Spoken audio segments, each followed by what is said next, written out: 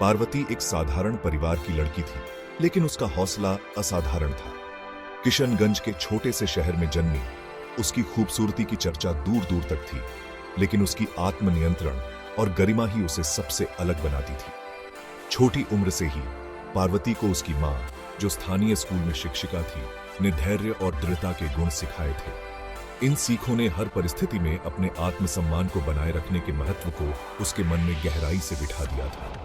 अपने शांत स्वभाव के बावजूद पार्वती एक दृढ़ इरादों वाली लड़की थी। उसके शिक्षक हमेशा उसकी शैक्षणिक कुशाग्रता की प्रशंसा करते थे और उसके सहपाठी सबसे कठिन परिस्थितियों में भी शांत रहने की उसकी क्षमता की प्रशंसा करते थे। यही आंतरिक शक्ति थी जो वह अपने साथ पुणे के हलचल भरे शहर में कॉलेज जाने के लिए लेकर गई थी। उसके माता पिता हालांकि अपनी इकलौती बेटी को इतनी दूर भेजने को लेकर आशंकित थे, लेकिन वे जानते थे कि वह दुनिया का सामना करने के लिए तैयार है। जैसे ही उसने व्यापक दुनिया में कदम रखा, पार्वती ने उन मूल्यों को कायम रखने की ठान ली जिन पर उसे पाला गया था। कॉलेज का जीवन नए अनुभवों और चुनौतियों से भरा था, लेकिन उसने इसे गरिमा के साथ निभाया। उसने जल्दी ही दोस्त बना लिए और कक्षाओं के दौरान अपने व्यावहारिक योगदान के लिए उसके प्रोफेसरों द्वारा उसका सम्मान किया गया। हालांकि जीवन उसके लिए एक अप्रत्याशित दोस्ती के रूप में एक चुनौती पेश करने वाला था, जो उसकी पहले जैसी परीक्षा लेने वाली थी। किशनगंज में एक आश्रय जीवन से पुणे के गतिशील वातावरण में उसका परिवर्तन परीक्षणों के बिना नहीं था।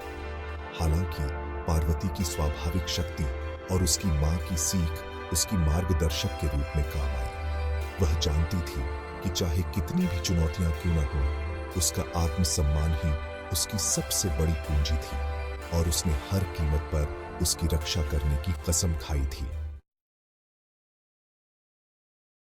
पार्वती के लिए कॉलेज अकादमिक कठिनाइयों और जीवंत सामाजिक संपर्क का मिश्रण था।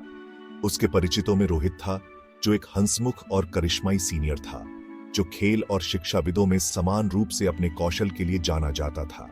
शुरुआत में पार्वती ने रोहित के नेतृत्व गुणों और सभी को शामिल करने की उसकी क्षमता की प्रशंसा की। हालांकि उनकी दोस्ती ने एक मोड़ ले लिया जब रोहित ने उसकी प्रशंसा को प्रेम में रुचि समझ लिया। पार्वती, जिसने कभी ऐसी स्थिति का सामना नहीं किया था, खुद को एक चौराहे पर पाया। रोहित की प्रगति पहले तो कोमल थी, लेकिन समय के साथ और अधिक आग्रही होती गई, जिससे वह असहज होती गई। उसने अपनी सामान्य शालीनता के साथ स्थिति को संभालने की कोशिश की, केवल दोस्त बने रहने के अपने इरादे को समझाते हुए। हालांकि रोहित इसे स्वीकार नहीं कर सका और उसके बारे में अफवाहें फैलाने लगा, जिससे उसके साथियों के बीच उसकी प्रतिष्ठा धूमिल हो गई। रोहित के कार्यों का प्रभाव गहरा था।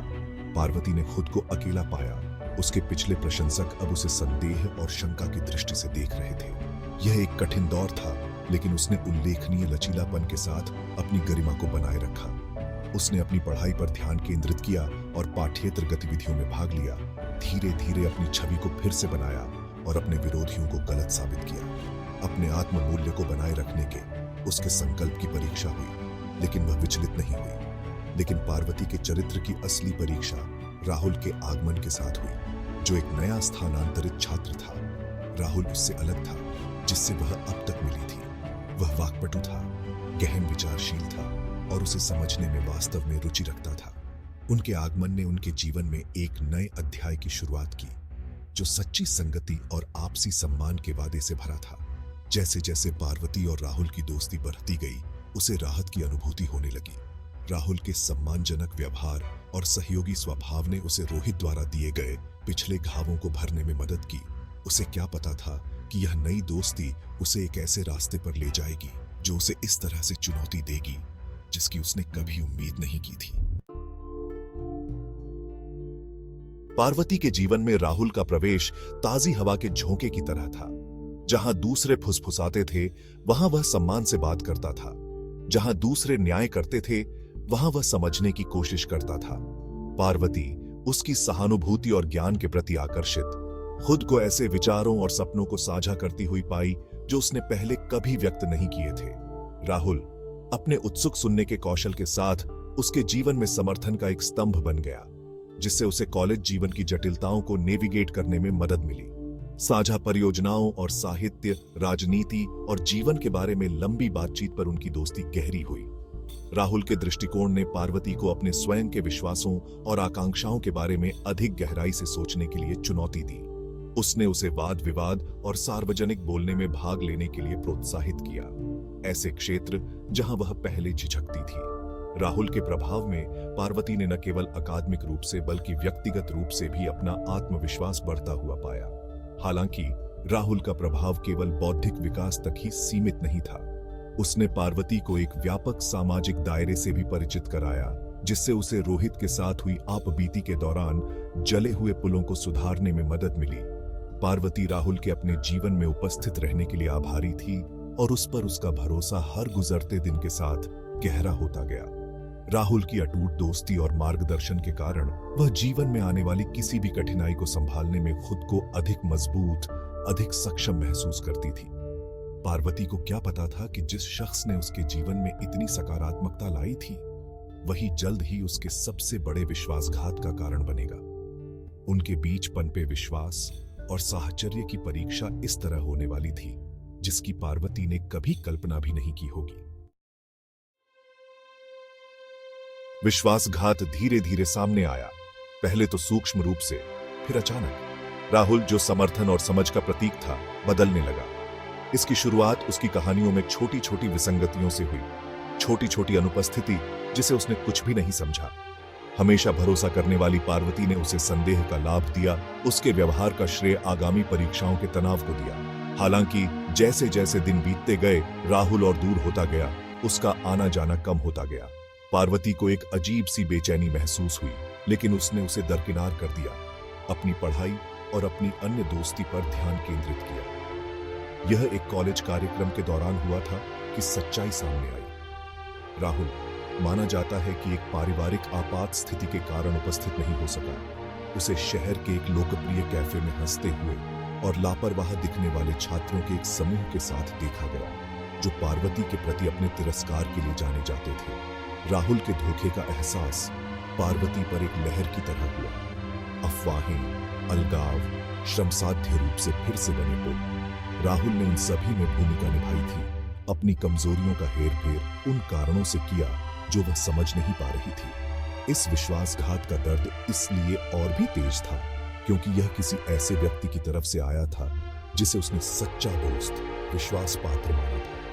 पार्वती को न केवल राहुल ने धोखा दिया, बल्कि अपने ही फैसले में भी धोखा दिया। टर्मोइल के बावजूद पार्वती ने यह संकल्प लिया कि वह इस विश्वासघात को खुद को परिभाषित नहीं करने देगी। उसने अपने अनुभवों पर विचार करने के लिए समय निकाला, अपनी पिछली चुनौतियों से ताकत हासिल की। उसने महसूस किया कि किसी और के इसे न देख पाने के कारण उसकी कीमत कम नहीं होती है। नए जोश के साथ उसने अपनी पढ़ाई और पाठ्येतर गतिविधियों पर ध्यान केंद्रित किया, अपने सच्चे दोस्तों में सांत्वना पाई जो उसके साथ खड़े थे। राहुल के विश्वासघात के बाद का समय एक कठिन दौर था, लेकिन यह पार्वती के लचीलेपन का भी प्रमाण था। वह इस अनुभव से अपनी ताकत के प्रति अधिक जागरूक और अपने भरोसे के प्रति अधिक सतर्क हुई। यात्रा दर्दनाक थी, फिर भी यह उसे एक मजबूत, अधिक आत्मविश्वासी व्यक्ति के रूप में ढालने में महत्वपूर्ण थी। पार्वती के कॉलेज जीवन के अंतिम अध्याय को उनके उल्लेखनीय वापसी से चिह्नित किया गया था। उसके नए सिरे से ध्यान केंद्रित करने और दृढ़ संकल्प ने उसे अपनी पढ़ाई में उत्कृष्टता हासिल करने, उसकी अंतिम परीक्षा में शीर्ष ग्रेड हासिल करने के लिए प्रेरित किया। लेकिन इससे भी महत्वपूर्ण बात यह है कि उसने अपने आत्ममूल्य की भावना को पुनः प्राप्त कर लिया, जो उसके द्वारा सहे गए विश्वासघातों से कलंकित हो गई थी। पार्वती की यात्रा केवल शैक्षणिक सफलता के बारे में नहीं थी, यह उसकी पहचान और उसकी गरिमा को पुनः प्राप्त करने के बारे में था। उसकी जीत का जश्न भव्य समारोहों के साथ नहीं, बल्कि उन लोगों द्वारा शांत स्वीकृति के साथ मनाया गया जिन्होंने उसके संघर्ष और दृढ़ता को देखा था। उसके प्रोफेसरों ने उसके लचीलेपन की प्रशंसा की और उसके सच्चे दोस्तों ने क्षमा करने और आगे बढ़ने की उसकी क्षमता की प्रशंसा की। पार्वती की कहानी प्रेरणा की कहानी बन गई, न केवल उनके कॉलेज के भीतर बल्कि उनके गृहनगर किशनगंज में भी, जहां युवा लड़कियां उन्हें एक रोल मॉडल के रूप में देखती थी।